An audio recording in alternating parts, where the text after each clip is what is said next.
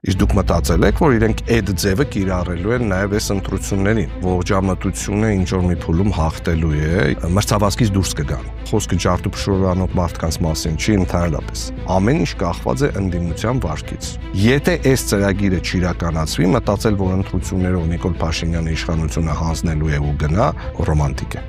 Ինչ պետք է անի ընդդիմությունը։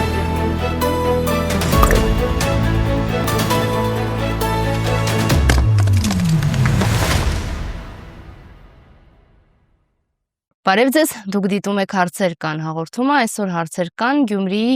ավականու իմ հզոր համայնք խմբակցության ղեկավար Ռուբեն Մխիթարյանի։ Բարև ձեզ։ Բարև ձեզ։ Շնորհակալ եմ, որ այստեղ եք։ Ես եմ շնորհակալ լիճ։ Պարոն Մխիթարյան, հատկապես Գյումրիի ավականու ընտրություններից հետո ձևավորվեց սպասում, որ դուք կմասնակցեք նաև համապետական ընտրություններին։ Մինչև այս պահը դուք չկաք որևէ ցուցակում եւ որևէ ուժ չեք առաջնորդում։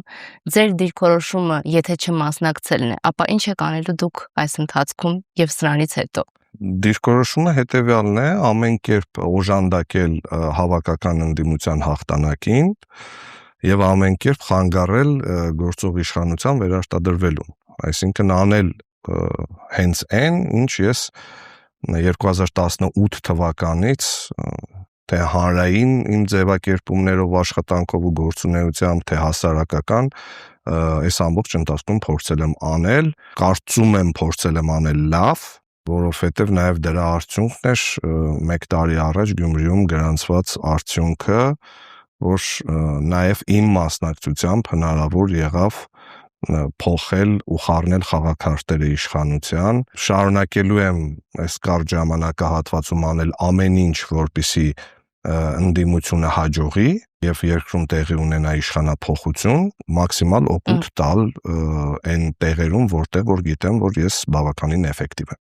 Այսինքն ամբիցիա չունեք, որովհետեւ հիմա քաղաքական դաշտում ամբիցիաների դրսևորման ժամանակաշրջանն է, հատկապես հիմա, եւ ինչ որ բան անելու ցանկություն կա, եթե տեղ կա ցուցակում, լավ տեղ։ Տեսեք, ես 1 տարի առաջ ապացուցել եմ, որ իմ որպես Հայաստանի Հանրապետության քաղաքացի, մարդ, որը շատ վաղուց ընդդիմադիր դիրքերից է հանդես գալիս, իսկ այդ շատ վաղուց 2018 թվականի մայիսի 8-ն է։ Ես ապացուցել եմ, որ այո, ես շատ կուզենայի իմ քաղաքին տայի ղեկավարման այլ տեսք, այլ ձիրք, որովհետև ես այլ կերպ էի պատկերացնում մեր քաղաքի զարգացումը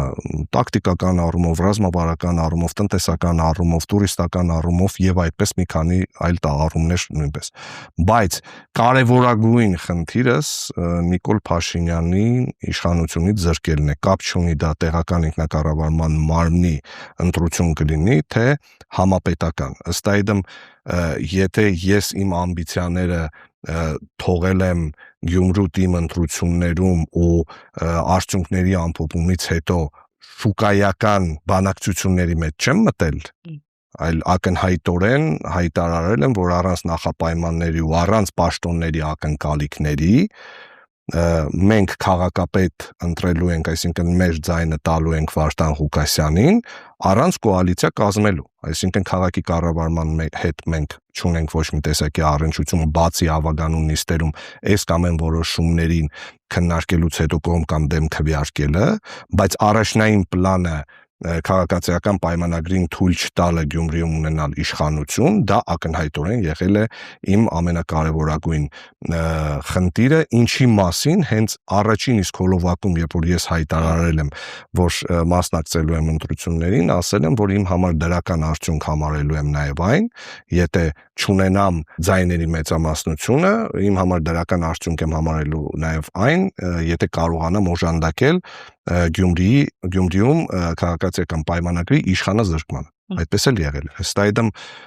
ունենալ ամբիցիա ինչ որ մի քաղաքական միավորով հանդերձ մասնակցել ընտրությունների, լինել այդ ցուցակի առաջի համար, երկրորդ համար, 8-րդ համար կամ 18-րդ համար չկա նմանատիպ ամբիցիա։ Այսինքն կա ամբիցիա փորձել օգտակար լինել նրան, որ ընդդիմությունը հաջողի։ Իսկ այդպես կարող ես դու օգտակար լինես չլինելով նաև ինչ որ X ցուցակում։ որովհետև ցուցակը ինչ է իրանից նաև ենթադրում, որ դու ունես որոշակի կաշկանդվածություն հստակ պահելու քաղաքական գիծը տվյալ քաղաքական թմի։ Դա կարող է շատ հաճախ քո գործիքակազմի ոչ միայն սահմանափակման բերել, դա կարող է նաև քո էֆեկտիվության վրա ազդել, իսկ ես նախընտրել եմ այս կարճ ժամանակահատվածը փորձել լինել այն տեղում, որտեղ ես գիտեմ, որ բավականին արդյունավետ եմ, մաքսիմալ էֆեկտիվ աշխատանքով օգնել, օժանդակել հավաքական ընդդիմությանը, անկախ նրանից, որ իրենք հավաքական չեն, այս պահի դրությամբ, գուցե թե, բայց փորձել օգուտ տալ իրենց այդ ասպարեզում։ Պարոն Մխիթարյան, Գյումրիի մասին շատ է խոսվում հասկանալի պատճառներով։ Ընդհանրապես Գյումրին կարծեք խորհրդանշական դարձել է նաև այս իշխանության համար, նաև այդ հայտնի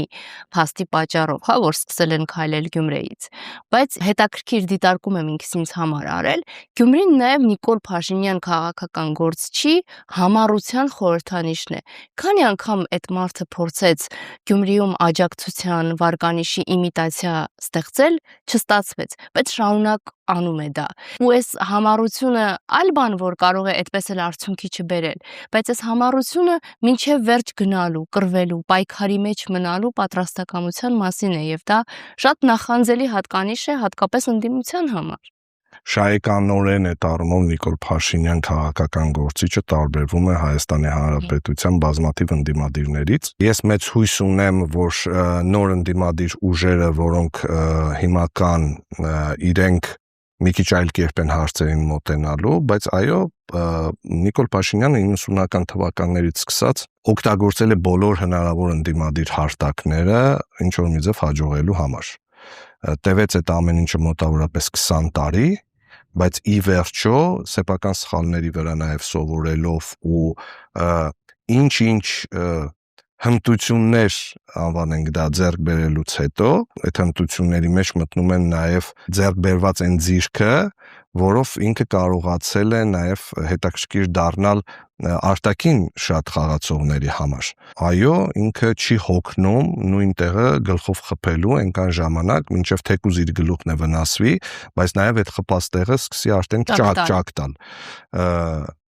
Այո, Գյումրին իր համար սակրալ քաղաք է, այսպես ասած, 2018 թվականից ինքը ինչի Գյումրիից սկսեց, որովհետև Գյումրին ակնհայտորեն 91 թվականից սկսած միշտ եղել է ընդդիմադիր քաղաք, ընդդիմադիր հայացքներով ու առաջին հերթին դա վերաբերում է սոցիալ հասարակական կյանքին, որովհետև ցավոք սրտի երկրաշարժից հետո մի ամբողջ պետություն չկարողացավ 30 տարվա ընթացքում լուծել մեկ ավիրված քաղաքի բնակիչների ապրելու հարցը, աշխատելու հարցը եւ ակնհայտորեն տեսնելով ընդամենը 120 կիլոմետր Գյումրիից գալով Երևան, մարդիկ այլ իրականության մեջ էին հայտնվում ու իրենք չէին կարողանում հասկանալ ինչի է Երևանը կատաստրոֆիկ մեծ քայլերով զարգանում, իսկ երբեմնի հզորագույն արդյունաբերություն ունեցող քաղաքը տրիկոտաժ արդյունաբերությամբ, օրինակ չգիտեմ, Գյումրիի Լենինականի տեքստիլ կոմբինատը իր հզորությամբ ու մեծությամբ համարվել է Իվանովոյի տեքստիլ կոմբինատից հետո երկրորդը։ Իսկ Իվանովոն այդ ռուսերեն город невеста էին ասում, ինչի, որովհետև մանողները, գործողները, մասնագիտությունը ունեցող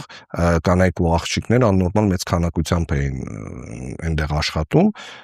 Գյումրի Լենինականում տեքստիլ կոմբինատը 3 հերթափոխով էր աշխատում, 8 ժամը մեկ փոխվում էր, 24 ժամ աշխատում էր ինքը։ Ու այն թաղամասում, որտեղ որ ես ապրում էի, մենք 8 ժամը մեկ այդ գուդոկը, հիշում եք Ալբերտ Մկրտչյանի ֆիլմերում էլ այդ գուդոկը կա, այդ գուտոկով մենք ժամերը կարող էինք ճշտենք ու հասկանում էինք, մեր տներն հենց տեքստիլ թաղամասում էր, մենք տեսնում էինք մի հերթափոխի դուրս գալը, մյուս հերթափոխի մտնելը։ Դե ուժեղ հզորագույն արդյունաբերական քաղաք լինելով հանդերձ երկրաշարժից հետո այդ խնդիրները ունենալով, մարդիկ տեսնում էին, չէ՞, որ իրենք տասնամյակներով շարունակում են տնակներում ապրել, իսկ Երևանում հյուսային պողոտա է ստեղծվում 5 տարում։ Ինչ որ մի պահ, ես օրինակ նկատել էի, որ 13 կամ 14 կամ 15 թվականներին, ուծը մարդկանց արդեն նյարդայնացնում էր այդ ամեն ինչը, լավ իշքան կարելի է դոմիկներից խոսել։ Ես միշտ ասում էի, իսկ դուք մեկ անգամ փորձեք մի ձմեռ 3 գիշեր, երբ որ դրսում -25 կամ 26 է, ապրեք 20 տարվա տնակում ժեշտից, որը դրսից, եթե մատով խփես այդ ժեշտին, մատդ կծակի կմտնի ներս։ Այ փորձեք 3 գիշեր ձեր մանկահասակ երեխաների հետ, իսկ այդ ընտանիքները մեծանում են, չէ՞, ընթացքում։ Փորձեք այդ մարդկանց կյանքով 3 օր ապրեք, հետո հասկացեք դուք իրոք կարող եք քննադատել լեննականցիներին, ովքեր պետությունից անհատիտ չունեն, չէ՞, այդ ակնկալիքը։ Պետությանը ասում են հարգելի պետություն, ինչի դու կարողանում ես քո մայրաքաղաքը այդքան արագ զարգացնելու կառուցել, իսկ մի քաղաք 30 տարի դու այդպես էլ չկարողացար ձերբազատել, բան։ Ու դա իհարկե մեծ նստվածք է թողել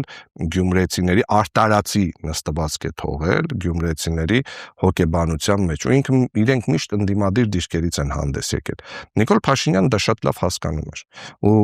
հենց լեննականից Գյումրիից սկսելով իր քայլարշավը ինքը հենց այդ մեսիջն էլ կարծես թե բերում էր, որ ես գալիս եմ արտարությունը վերականգնելու։ Հատկապես սոցիալական։ Այո, ես գալիս եմ թալանը վերադարձնելու։ Սխալ Ռոբին Հուդ դուս եկավ, հա, Ռոբին Հուդն ինչ էր անում, ասում էր հարուստներից փողերը վերցնեմ, բաժանեմ աղքատներին։ Հիմա ինքը 50%-անոց Ռոբին Հուդ է, հարուստներից փողը վերցրեց ու պաշտի որտեղ է այդ փողը։ Իսկ այն աղքատներին այդ փողը այսպես թե այնպես չհասավ։ Ընդ որում ոչ բոլոր հարուստներից է վերցրել։ Դե փորձը ցույց է տվել, որ եթե բանակցելու, պայմանավորվելու տեղ կա, գումարի մասին է խոսքը, հնարավոր է երևի ինչ որ մի իշխանության հետ գտնել պայմանավորվածություն, հա։ Ամեն դեպքում մենք տեսել ենք այս տարիների ընթացքում, որ բոլոր իշխանությունները իրենց սրտի օլիգարխները ունեին, հիմա այս 8 տարվա ընթացքում մենք տեսանք հերթական սրտի օլիգարխների հայտ գալ։ Ոմանք նաև կրկնվեցին։ Դե ոմանք շարունակին մնալ ստաբիլ, ցանկալի կարգավիճակում պալատական, դե այդ մարդկանց տեսակն է, տեսեք, միևնույն է վերջնական որոշում կայացնողը ժողովուրդն է։ Հիմա եթե ժողովուրդը որոշում է, որ ինքը չի գնալու ընտրության, կամ գնալու են ընտրության մենակ այն մարդիկ, ովքեր ուզում են գնան ու իրենց նախընտրած թեկնածուին ընտրեն, մասնակցության պարագայում ստացվում է այնպես, որ կարող է այնպես ստացվի, որ 28% ընտրողների կարծիքը լինի որոշիչ։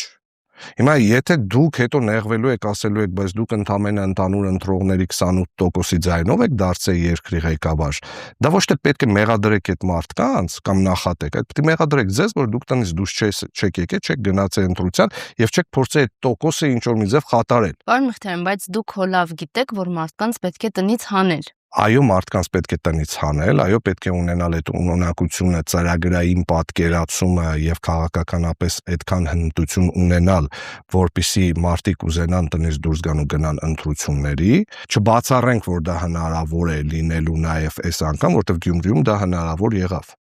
Գյումրին ակնհայտորեն ինչ են բոլորը Գյումրիի ընտրությունները օրինակ բերում։ Բոլորը բարձր մասնակցություն կար։ Այ ցավը է, Լիլիթ ջան, որ բոլորը խոսում են վերջնահարցունքի մասին, այսինքն ասում են 4 քաղաքական ուժ կարողացան միանալ իրար եւ թույլ չտալ ՔՊ-ին վերարտադրվելու, բայց առաջնային նախապայմանի մասին իրենք չեն խոսում, որ Գյումրիում եղավ բարձր մասնակցություն։ Ես ինչքան հիշում եմ 2021 թվականին ազգային ժողովի համապետական ընտրություններում Գյումրիում մասնակցությունը 46000 էր, ազգային ժողովի ընտրություններին, որտեղ մասնակցում են նաև տեղի բանակում ծառայողները, հա, զինվորականները։ Իսկ նախորդ ընտրությունները Գյումրիի 21 թվականի մասնակցությունը 26000 էր։ Այս անգամ մասնակցությունը եղավ 47000, այսինքն գլխավոր ու առաջնային նախապայմանը եղել է 47000 մասնակցություն ապահովելը, մոտ 2 անգամ ավելի շատ, քան նախորդ անգամ է եղել, այդ մեկ։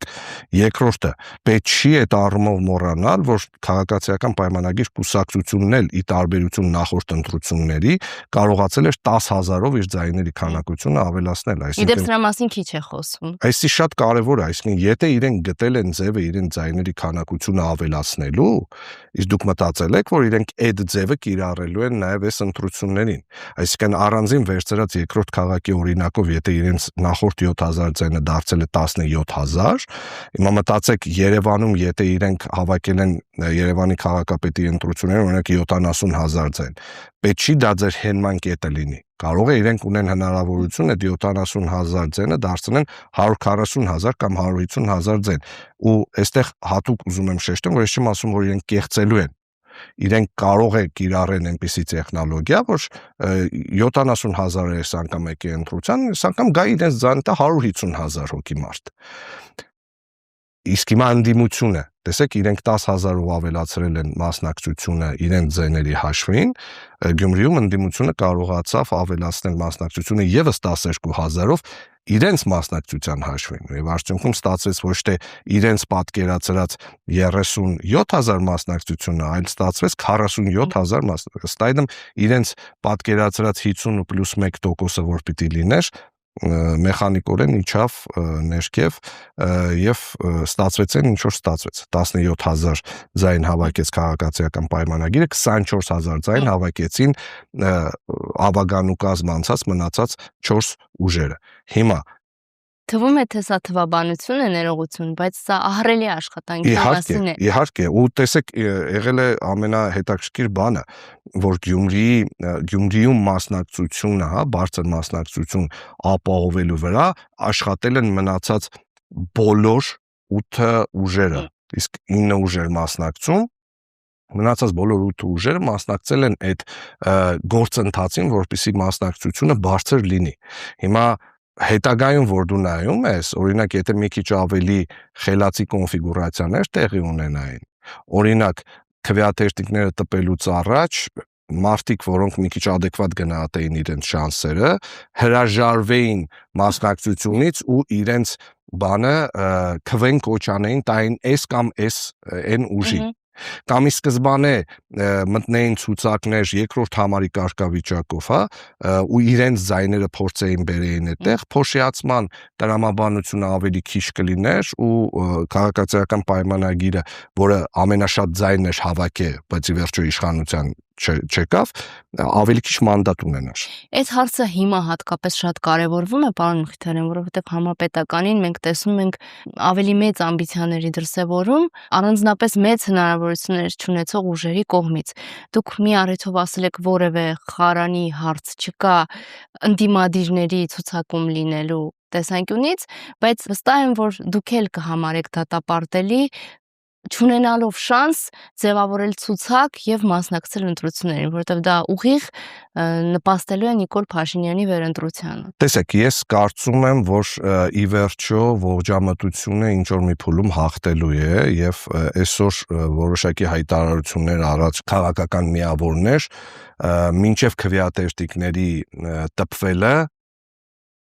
մրցավազքից դուրս կգան։ Օգուտ այս կամ այն ընդդիմադիր քաղաքական բլոկի, դա կլինի Ուժեղ Հայաստանը, դա կլինի Հայաստան դաշինքը, դա կլինի Գագիկ Ծառուկյանի Բարգավաճ Հայաստանը, թե Արման Թատոյանի ղեկավարած ուժը, միասնության թևերը։ Դեպ իրենց բոլորին համարում եք անցնելու ենթակա։ Դե, այսպես է, եթե մենք նայում ենք վիճակագրական տվյալները, կապ չունի, որ բլոկի արած։ Միևնույն է ամենաշատ խոսվում է 4 ուժի մասին։ Այս 4 ուժի մասին։ Ես մնացած հավանականություն ունեցող ուժերի մասին չեմ խոսում, որովհետև այդ ուժերի մեջ գոյություն ունեն նաև Նիկոլ Փաշինյանի սատելիտները, որոնք ցածր մասնակցության պարագայում ունեն իհարկե հնարավորություն, հատկապես եթե իրենք շարվելու են կուսակցության տակ, այլ ոչ թե դաշինք են կազմելու։ Իսկ ակնհայտ է, որ Գյումրիի ընտրությունները նաև շատերին դա է սովորացրել, որ դաշինքները ունենալու են խնդիրներ, ավելի լավ է կուսակցության ցուցակի տակ շարվել։ Հիմա ասածս հետևյալն է, ինչ քաղաքական ողջամտությունը ու ընդդիմադիր սպეციფიկ ամբիցիոզության մասին է խոսքը, ինչի, որովհետև ուղղակի ամբիցիոզությունը դա փորձել ազգային ժողովի պատգամավոր դառնալն է։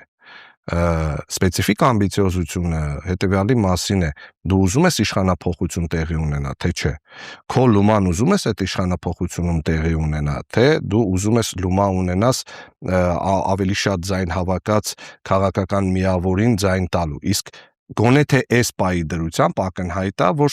ուժերի դասավորվածությունը այնպես է, որ միևնույն է ավելի շատ ձայն կամ հավասար ձայն լոկոմոտիվ ընդդիմադիր ուժի հետ հավաքելու է իշխող ուժը, ու ինքը գոնե թե այդտեղ մի քանի տոկոս իր ձայնը ավելացնելու հնարավորություն ունի վարչական ռեսուրսի հաշվին։ Ըստ այդմ փոշիացնող ձայներ փոշիացնողները ավելի շատ օգուտ են տալու իշխող ուժին։ Հիմա ես չգիտեմ ընտրական ցիկլի ընթացքում ինչ կարող է տեղի ունենալ, որ օրինակ մենք վերջնաարդյունքում տեսնենք, որ լոկոմոտիվ ընդդիմադիր ուժերից մեկը կամ մյուսն է առաջի տեղով անցնում, չասեմ 50+1% հավաքում, որովհետև անկեղծորեն կարծում եմ մտածել, որ 50+1% այս գոնե թե այսօրվա դրությամբ, ընտրությունների ցիկլում հնարավոր է հավաքել, այդ մի քիչ շատ ռոմանտիկ է, էլի։ Հույս ունեմ, որ քաղաքական ողջամտությունը ու պրինցիպիալությունը հաղթելու է, քվեաթերթիկները տպելուց առաջ ինչ որ ուժեր հայտարարելու են մրցավազքից իրենց դուրս գալու ի օգուտ կամ ի աջակցություն այս կամ այն ընդդիմադիր ուժի, այսպիսով բացառելով հետագայում վերջնաարդյունքում ստանալու այն պիտակը, որ դուք արջի ծառայություն եք մատուցել իրականում այս process-ին, հա։ Հետո քաղաքականության մեջ հետեւյալ մի բան է կա, որպեսզի դու մաքսիմալ հնչեղ կարողանաս քաղաքական վնաս տաս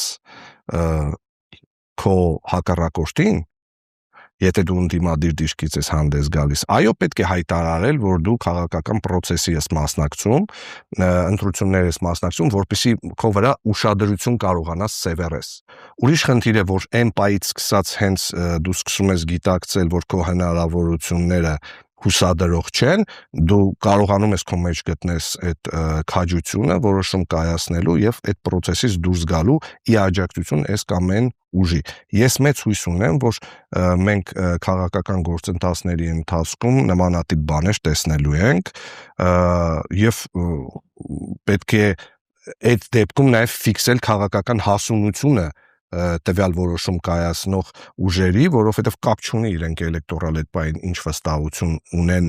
գետնի վրա ձայների տեսքով, բայց հանրային լայն մեծ աջակցություն ու շնորհակալության արժանանալու են այն սեգմենտի կողմից, ովքեր այս երկրում իշխանափոխություն են ուզում։ Հիմա պարոն Մխիթարյան, այդ մեծ սեգմենտի վարքագծի մասին խոսենք։ Դուք ասում եք, որ Փաշինյանը, այսպես ասած, տոնուսի մեջ է պահում իր էլեկտորատին, որովհետև շատ լավ հասկանում է, որ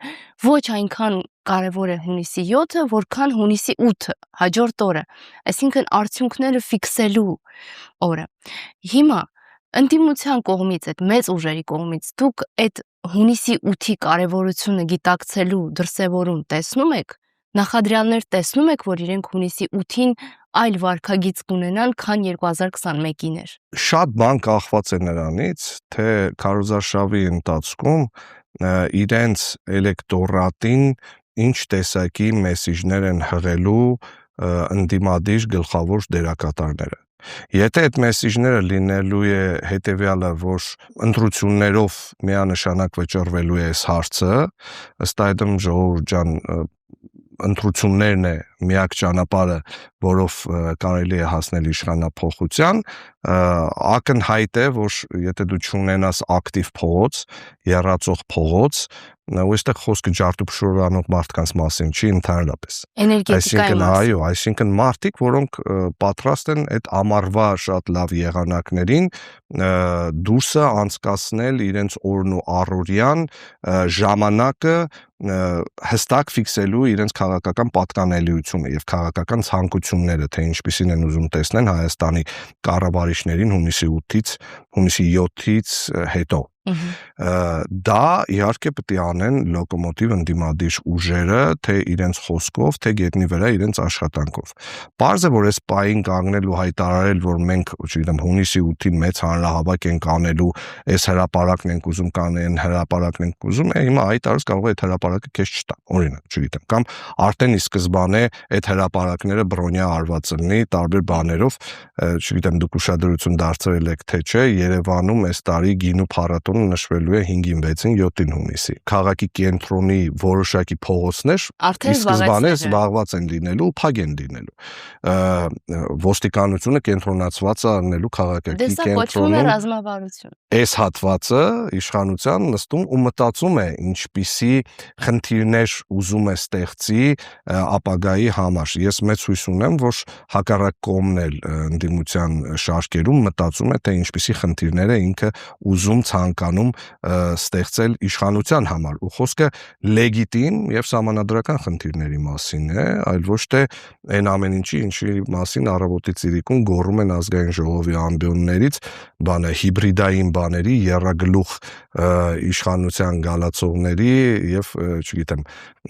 գործակալական ցանցերի եւ մնացած ամեն ինչի մասին։ Վերջերս հիշեցրել եք Նիկոլ Փաշինյանի իշխանության տարիներին մահվան մահերի վիճակագրությունը 88 թվականից ի վեր փաստացի Հայաստանում ամենից շատ մահ գրանցվել է Նիկոլ Փաշինյանի կառավարման օրոք եւ մի տվյալ էլ Հայաստանում գրանցվել է ծնելիության պատմական հակառեկորդ, ծնելիության զգալի անկում, բայց այսքանով հանդերձ Նիկոլ Փաշինյանին հաջողվել է մի հանրության շերտի մերկանալ իբրև խաղաղության առաջամարտիկ, բարեկեցության, սոցիալական արդարության առաջամարտիկ։ Ու սա ոչ թե Նիկոլ Փաշինյան անձի խնդիրն է, այլ մեր հանրության իբրև օրգանիզմ խնդիրն է, էլիտաների խնդիրն է, ինստիտուտների խնդիրն է։ Սա այլևս Նիկոլ Փաշինյանի ջանքերի շնորհիվ չէ, այլ բավարար հակազդեցության բացակայության խնդիրն է։ Մենք պետք է ընդունենք, որ 2020 թվականից հետո Հայաստանի Հանրապետությունը ապրում է այլ իրականության մեջ։ Հայաստանի Հանրապետության բնակչության հոգեբանությունը խաթարված է։ Խաթարված է մի քանի պատճառներով, որովհետև եղել է ծանրագույն պատերազմ, եղել է պարտություն, եղել է կապիտուլյացիա ու մարդիկ 21 թվականի ընտրություններից օրինակ ակնկալիք ունեին, որ այդ ընտրություններն են վերականգնելու իրենց արժանապատվությունը, բայց այստեղ արդեն նախատինքով եմ ուզում ասեմ, հա, իրենք ուզում էին, որ իրենց արժանապատվությունը վերականգնեն ուրիշ մարդիկ, այլ ոչ թե հենց իրենք։ Այսինքն մարդիկ տանը նստած մտածում էին, որ ինչ որ մարդիկ պետք է գնային ընտրատեղամասեր, իրենց փոխարեն վերականգնեին իրենց արժանապատվությունը, իսկ իշխանությունը այնպիսի մի բան է, որ ինքը կարողանում է իր ընտրողին տանել ընտրատեղամաս հասցնել։ Երբ ընդդիմության շարքերում, իսկ եկեք մի հատ տեսնենք 21 թվականին ովքեր էին ընդդիմության շարքերում, հա, ընդդիմության շարքերում են մարդիկ էին, ովքեր երբեք ընդդիմություն չէին եղել։ Իրենք միշտ եղել էին իշխանություն։ Ու իրենք ընտրություններին մասնակցում էին ոչ ընդդիմադիրի պատկերացում։ Իշխանության իներցիայով։ Ստայդում մենք ունեցանք այն, ինչ որ մենք ունեցանք։ Հետագա 5 տարիների ընթացքում այդ նույն մարդիկ գեներացրել են փողոցային տարբեր շարժումներ, էլի ընդդիմություն իրենց կյանքում, այսպես ասած, չեղած, մեծամասամբ լինելով իշխանության մեջ, կոալիցիայի մեջ շատ կարճ ժամանակահատված ընդդիմադիր դիրքերից հանդես գալով։ Խոսքը բոլորին է վերաբերում։ Հիմա համարենք, որ արդեն փորձ ունեն։ Դե 8 տարվա կարծում եմ, որ կարելի է նաև ունենալ փորձառություն, որովհետև այդ մենակ Նիկոլ Փաշինյանն է, որ ասում ես 7 տարի նույն դասարանում եմ մնացել, ես մտավոր առումներով մի քիչ ավելի մեծ կարծիք ունեմ մեր ընդդիմադիրների մասին, եթե չասեմ, որ շատ ավելի լավ կարծիք ունեմ, քան իշխող ուժի 7 տարի նույն դասարանում մնալու ձևակերպման մասին։ Գիտակցումը նրա, որ այն գործիքակազմերով, որ դու առաջնորդվել ես, այլևս դրանով առաջնորդվել չի կարելի, կամ դու հունիսի 8-ին մեխելու ես քո քաղաքական դագաղի մեջ վերջին մեխը, որովհետև հայ ժողովուրդը ակնհայտ է, որ պարտվող քաղաքական ընդդիմություն չի սիրում։ Ամեն հաջորդ անգամը նախորդ լոկոմոտիվ ընդդիմադիր ուժը էլ լոկոմոտիվ չի եղել։ Նայեք 96 թվականից սկսած։ 96 թվականին դա Վազգեն Մանուկյանն էր, չստացվեց, հաջորդ ազգային ժողովի ընտրություններում էլ իրենք լոկոմոտիվ չէին համարվում, հա։ Նույնը 2002 կարծեմ թե 3 թվականներ Ստեփան Դեմիրճյանն էր լոկոմոտիվ ուժ համարվում, 2008-ին էլ ինքը չէր։ 2008-ին Լևոն Տեր-Պետրոսյանի ղեկավարած ուժն էր համարվում, 2013-ին էլ ինքը չէր։ 2013-ին Ռաֆի Հովհաննիսյանն էր համարվում, 2018-ին էլ ինքը չէր։ Մարդիկ շանսը մսխելը չեն ներում։ Միանշանակ ու 2021 թվականին էլ Հայաստան դաշինքն էր համարվում լոկոմոտիվ ուժ, այսօր ակնհայտ է, որ հենց իրենք է խոստովանում են, որ իրենք չեն համարվում լոկոմոտիվ ուժ համարվում է ուժեղ Հայաստանը։ Ըստ այդմ բոլորի համար, օրինակ համարենք փորձառու այլևս, հա, ընդդիմադիր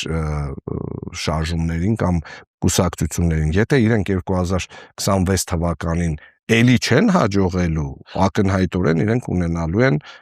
ապագա քաղաքական պրոցեսներում ներգրավվածություն ունենալու խնդիր։ Բայց այստեղ հարցները ընդհանրապես ապագա քաղաքական պրոցեսներ կլինեն, թե ոչ։ Դե ես այդքան ռադիկալ այդ հարցին չէի մոտենա, որովհետև ամեն դեպքում հունիսի 8-ից հետո կյանք լինելու է, ուղղակի այդ կյանքը ինչպիսին է լինելու, իսկապես որոշվելու է հավաքական ընդդիմության վարկից ելնելով։ Հենց վարկից, ինչպես են իրենք վարվելու հունիսի 8-ին։ Կկորեն 2-3 օր հետո կհայտարարեն, որ դե հիմա ուրեմն մեր ժողովուրդը այսպես որոշեց, մենք վերցնում ենք մանդատները ու գնում ենք Նիկոլ Փաշինյանի մոտ էլի ընդդիմադիր աշխատելու, թե մենք չենք համակերպվում այս ամեն ինչի հետ ու սահմանադրությամբ հասու բոլոր միջոցներով ոչ լեգիտիմ ենք օրինակ ճանաչելու ընտրությունները, մարդկանց կոչ են կանելու դուրս գալ փողոց եւ փողոցում պահանջելու այս կամ այն։ Միանշանակ այս պարագայում ու այսօր ֆիքսում ենք սա, որ ամեն ինչ կախված է ընդդիմության վարկից։ Ինչպիսին կլինի ընդդիմության վարկը ոչ միայն քարոզարշավի ընթացքում, այլ հատկապես հունիսի 7-ին երեկոյան ժամը 8-ից հետո, երբ փակվեցին բոլոր տեղամասերը։ Ամփոփելու համար մեր զրույցը, պարոն Մխիթարյան, մի տեսակ հետաքրքիր ուղեցույց կարծեք թե ստացվեց Գյումրիի օրինակին հղում տալով, հա, եւ որպես ամփոփում քարոզարշավի վերաբերյալ ձեր գնահատականը, ինչ պիտի անի ընդդիմությունը քարոզարշավում զգալի առավելություն ստանալու համար եւ այդ բարձր մասնակցության հնարավորությունը մեծացնելու համար։ Դուք կանխատեսել եք իշխանության քարոզարշավի ժեստերը, հա, գործիքները, քարոզչական դաշտում Նիկոլ Փաշինյանին հաղթելու հնարավորություն կա։ Միանշանակ կա։ Ու դա էլ է Գյումրին ցույց տվել։ Ինչ պետք է անի ընդդիմությունը։ Ընդդիմությունը ակնհայտորեն պետք է ասի, որ ինքը նույնպես խաղաղության կողմնակիցն է։ Ձևակերպումները արժանապատի, բայց մենք էլ ենք խաղաղության կողմնակիցը, բայց հենց այդ բայցը ասում ես, մարդկանց մոտ այն առաջի հատվածը արդեն մթագնում է։ Ըստ այդմ պետք է հստակ ֆիքսել, որ այո, դու խաղաղության կողմնակիցն ես, 1։ Երկրորդը, հստակ պետք է ֆիքսել, որ չի կարող խաղաղությունը լինի իրոք հիմնավոր ու արժեքավոր, եթե դա կախված է մի մարդուց։ Տեսեք, Նիկոլ Փաշինյանը օգտագործում է նույն տեխնոլոգիան, ինչը որ ինքը օգտագործել է 2018 թվականի հարտակներում, գոռալով, որ կամ ես կլինեմ վարչապետ, կամ Հայաստանը վարչապետ չի ունենա։ Հիմա ասում է կամ ես կլինեմ վարչապետ, կամ Հայաստանը խաղաղություն չի ունենա։ Եթե դուք շարունակեք չխոսել սրա մասին, վաղ ինքը մյուս օր ասելու է կամ ես կլինեմ վարչապետ, կամ բանը, դուք շնչելու օդ չեք ունենա, կամ ես կլինեմ վարչապետ, կամ տղա երեխա էլ երբեք չի ծնվի։ Օրինակ, այդ մարդու խոսակցական աբսուրդը ուր ասես կարող է հասնել։ Ըստ այդմ պետք է հստակ ֆիքսել, որ խաղաղությունը չի կարող կախված լինել մեկ մարդու լինել չլինելուց։ Եթե դա կախված է մեկ մարդու լինել չլինելուց, ուրեմն այդ մարդը ամբողջապես հանձնվել է հակառակորդ պետությանը։ Այս ակնհայտ է։ То есть եթե դու ասում ես, որ ինձնից է կախված, մենակ ես եմ այն մարդը, ում հետ այս մարդիկ պատրաստ են բանակցել, ուրեմն դու իր համար ամենաձեռնտու բանակցողն ես։ Ուրեմն դու իր համար, իր շահերի համար ամենաձեռնտու ներկայացուցիչն ես, ինչի մասին ակնհայտ է, որ բարձրաձայն թե Թուրքիայից Ֆիդանի մակարդակով, թե Ադրբեջանից նախկին արտգործնախարարի մակարդակով բոլորը անընդհատ խոսում են։ Եվ ըստ այդմ, երբ այս մարդը ասում է, որ ով է ասել, որ բանը մենք անում ենք Ադրբեջանի բոլոր պահանջները, այսօր արդեն հայտարարեց, որ նոր սահմանադրության տեքստը չի ունենալու հղում անկախության հռչակագրին։ Այն ինչ որ Ադրբեջանը պահանջում է։ Ադրբեջանի պահանջներից մնացել է ընդամենը մեկը։ 300,000 ադրբեջանցու մեր հողերի մեր իսկ կողմից հանձնվելը, այսպես ասած։ Այնպես որ ընդդիմությունը պետք է ունենա հստակ խոսույթ ու այդ խոսույթի հստակ գործիքակազմ։ Խաղաղություն ուզում է նաև ընդդիմությունը։ Տնտեսական ամեն ինչը շատ լավ է։ Ես վստահ եմ, որ մենք բոլորի նախընտրական ծրագրերում տնտեսական այնպիսի ձևակերպումներ ենք տեսնելու մեկը մյուսից լավ։ Բայց Նիկոլ Փաշինյանը շատ լավ ճանաչելով մեր ժողովրդին, որին հենց ինքն է 2020 թվականին մտցրել խորը հոգեբանական ապաթիայի մեջ ու սերմանել պատերազմի հանդեպ վախ, դա գիտակցելով հանդերձ պետք է մարդկանց բացատրել խաղաղության իրական տեսակի մասին, թե ինչպիսին պիտի լինի այդ խաղաղությունը առանց բայցերի։ Ընդհանրապես խաղաղությունը ինչպես կարող է տեղի ունենալ, որովհետև մնացած ցանկացած բան խաղաղություն չի, մնացած ցանկացած բան հակառակորդի կամքին ու իր հայեցողությանը հանձնվել է։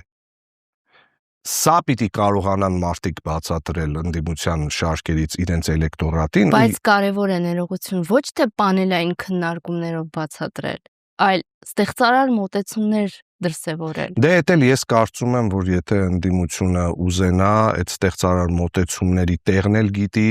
մարդկանց էլ գիտի, հնարավորություններն էլ կարծում եմ ունեն այդ ամեն ինչը ունենալու։ Լեննականի ընտրությունների ամենակարևոր հատվածը դա էր, որ իրական ընդդիմության կողմից հանդես եկող ուժերը այդ 20 օրվա քարոզարշավի ընթացքում երբեք ու ոչ մի անգամ մեկը մյուսին չթիրախավորեց։ Երբեք ու ոչ մի անգամ քարերով մեկը մյուսին չխփեց։ Հիմա շատ կարևոր հանգամանք է նաև այս, թե դաշտում ինչ է տեղի ունենում։ Այսօր նստել խոսալ հունիսի 8-ին ինչպիսի պայմանավորվածություններ են ի վերջո ֆիքսվելու վերջնաարդյունքներով սեղանի վրա։ Մի բան է, այդ ես շատ լավ հասկանում եմ, որ այո մարդիկ գոնե թե ուզում են արդյունքները ֆիքսել ու այդ արդյունքներից հետո հասկանալ ինչպես են վերջնական բանակցությունների գնում, բայց որpիսի այդ հունիսի 8-ը ձեր կյանքում գա, դուք նախ պիտի մարդկանց տնից դուրս հանեք ու տանեք սկզբից ընտրատեղամաս, հետո այնպես անեք, որ իրենք մնան ձեր կողքը։ Մնան ձեր կողքը, ոչ թե տուն գնան։ Այս շատ կարևոր է։ Հիմա կարծում եմ, որ դուք դեռ առաջնային խնդիրը մարդկանց տնից դուրս հանել տանելու ընտրատեղամաս թերի եք կատարում այդ աշխատանքը։ Բավարար կերպով չեք կատարում այդ աշխատանքը։ Էմոցիոնալ այնպիսի տրամադրվածություն չեք ստեղծում, որպեսզի մարդիկ ուզենան տնից դուրս գան ու գան որոշում կայացնեն այս իշխանությունը փոխելու։ Այդ խնդիրը ունեք հիմա դուք լուծելու, որովհետև միևնույն է հիմա էլեկտորալ քանակություն դուք փորձում եք գտնեք հենց այն զանգվածի մեջ, որը այսպես թե այնպես կա։ Այսինքն դուք հիմա պատտվում եք այդ 400,000 մարդու շուրջ, իրենց բոլորը փորձելով այստեղից այնտեղից էլեկտորալ բան։ Ձեզ պետք է 400,000-ից դուրս գնալ։ Ձեզ պետք է այնպես անել, որ եթե նախորդ ընտրություններին մասնակցել են 1,250,000 հոգի մարդ, այս ընտրություններին մասնակցի գոնե 1,350,000-ից 1,400,000 հոգի մարդ։ Ու այդ 1,400,000-ի մեջ իշխանության տոկոսն է իշնելու, դուք էլ նոր մարդիկ եք բերելու ընտրությունների ու ընտրատեղամասեր։ Եթե այս ծրագիրը չիրականացվի, մտածել, որ ընտրություններով Նիկոլ Փաշինյանը իշխանությունը հանձնելու է ու գնա, ռոմանտիկ է։ Շնորհակալություն։ Ես եմ շնորհակալ։